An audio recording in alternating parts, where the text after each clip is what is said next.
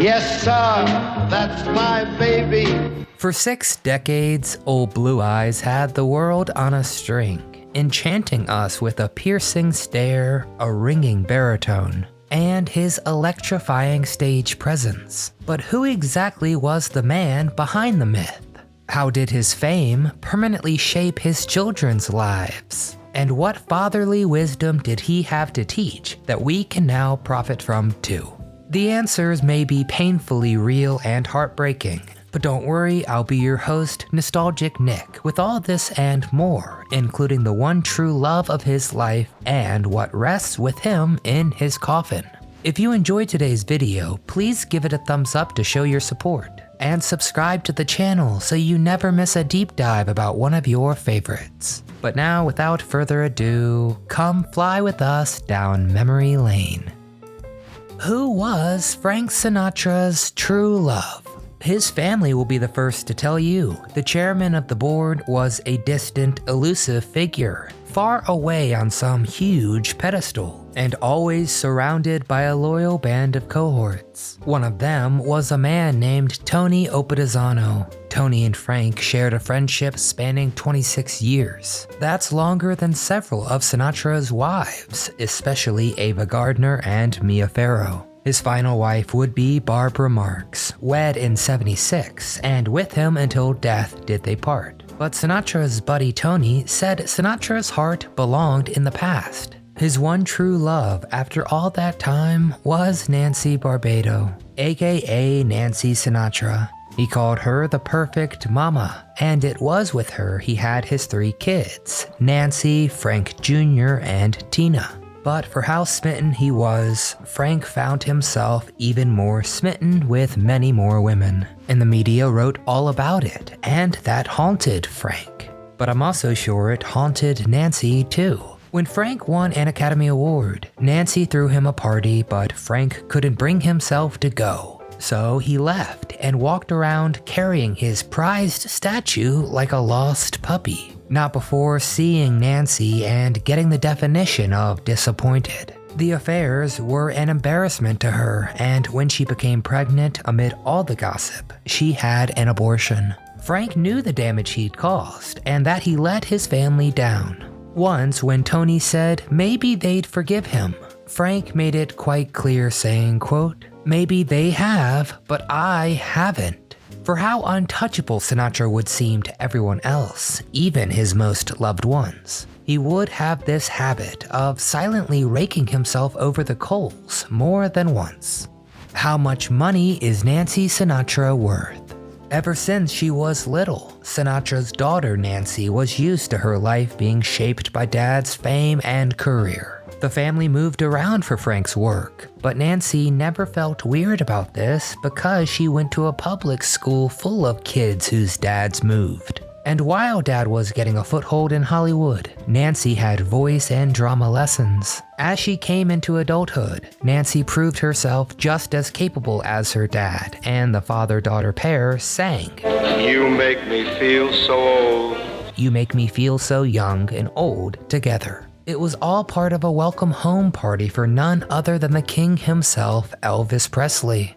As a teenager, Nancy wanted nothing more than to be in Frank Sinatra's recording studio. But the most sentimental for Nancy will always be the songs from the time when her mom and dad were still together. Back then, she said, quote, "There'd be periods, sometimes quite long ones, when he'd be the voice on the radio, but then he'd come home and we played ball together in the garden like a normal daughter and her father. I was never without him, except for one year when as the result of a family situation." But of course she wasn't oblivious to all his different, messy facets. If you ask Nancy, 2 Shots of Happy perfectly describes her dad, but he always gave her great career advice. Most importantly, to own her own masters, which basically means an artist should own the copyright to the original sound recordings of their music. This was very important advice that led to Nancy calling the shots later, and to this day, she has a net worth of $50 million.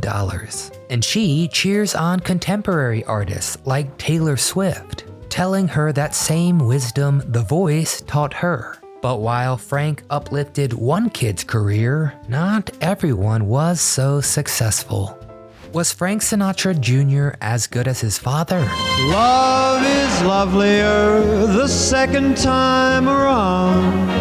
Jr. was born in some of the most active throes of Sinatra's career, and because of that, he got to know his dad through the media, insights through interviews and specials. Even with Dad on the road more often than he was at home during Jr.'s defining years, he too wanted to be in the music business as long as he could remember. But he would also remember Dad hardly being there for him.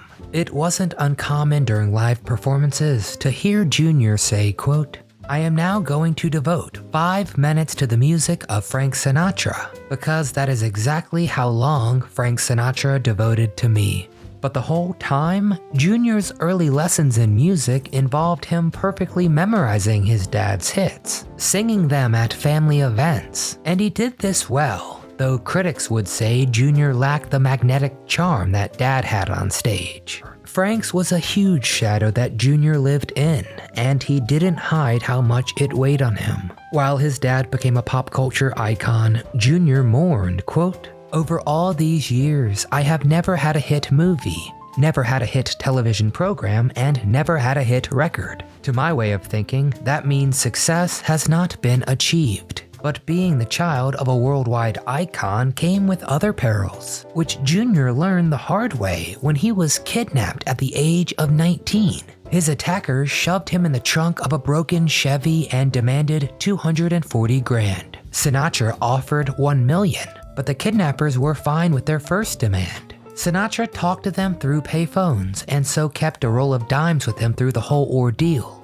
After Jr. was freed, Sinatra kept the habit up, and his first words to his dad were, "I'm sorry, Dad." And Jr.'s own career hit a nasty roadblock when an attorney for one of his attackers took a new approach, saying Jr. planned the whole thing as a publicity stunt. The crooks were jailed, but the stain of his accusation never really went away for Jr. But the biggest blow was the fact that Frank didn't communicate more with his son, even after all that, for years. And anytime they spoke, it was just by phone. There was a very messy reconciliation when Frank recruited his son to be his musical director. Whenever the musicians made a mistake, Jr. took the blame, and he wore muted colors to not draw attention away from Dad. It was only in the last few years of Frank's life when father and son could finally connect. Only then was there enough time for his kid. But Jr. still has a positive way of looking at things, saying, quote, "I was grateful that at least he hadn't died with us as strangers, that I had been able to get to know him, and he had been able to get to know his son." It would be a bittersweet end to both their tales, as Frank Jr. died of cardiac arrest in 2016. Frank Sinatra Jr. was 72 years old. What is Tina Sinatra famous for? While Nancy got to go toe-to-toe with him on stage, and Frank Jr. showed the thrills and follies of a famous family, Tina had a different path, safeguarding the broad strokes of Frank's story. She's the manager of the Sinatra business as a whole, and spent her days visiting campuses and art schools. Some have entire buildings named after Sinatra. For how giant Sinatra was, Tina believes he would be surprised and humbled, knowing the reception he's still getting today. Just a few years ago, she teamed up with Lionsgate and Oscar-winning director Bill Corden to make an original drama series all about Old Blue Eyes. But for all the big triumphs she can share about, she most remembers a pragmatic guy who loved giving and receiving watches, simply because he valued time as a measure of money, an instant nobody could ever get back. But according to Tina, no matter the places he would go, Palm Springs was always the most special, a place he could have guests and ditch the formal persona, and that relaxed energy spilled out into the family. Tina remembered, quote, "A typical day as we grew into our teens was relaxed. We'd get up and we'd go to the pool and stay there all day and play tennis. We'd get him on the court occasionally, and that didn't usually go well. Everything was perfect." What was in Frank Sinatra's coffin? Sinatra was a man both isolated and connected to a huge network of people, but he enjoyed a royal reception surrounding him when Sinatra came to the end of his life.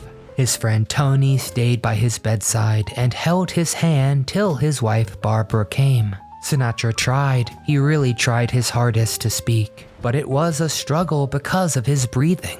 Finally, he let out his heartbreaking final words, "I'm losing." And then his star went out. May 14th, 1998, Frank was 82 years old. When Frank Sinatra was buried, it was with him still carrying a roll of dimes he kept close from the time his only son was in danger. Frank had a different relationship with each of his kids. His son summed it up pretty well, saying, quote, "At home he was dad. He was terribly, terribly human. This is what the penalty is when you have someone that has been famous for so long. The legend starts to eclipse the man." So, what is your favorite song sung by Frank Sinatra? Did anyone listening actually get to see Frank Sinatra perform live? Get in the comments and tell me all things Sinatra family. If you enjoyed today's video, please give it a thumbs up to help it circulate. Subscribe to the channel so you never miss one of our performances. But from all of us here at Do You Remember, we want to thank you very much for watching, and thanks for a very good year.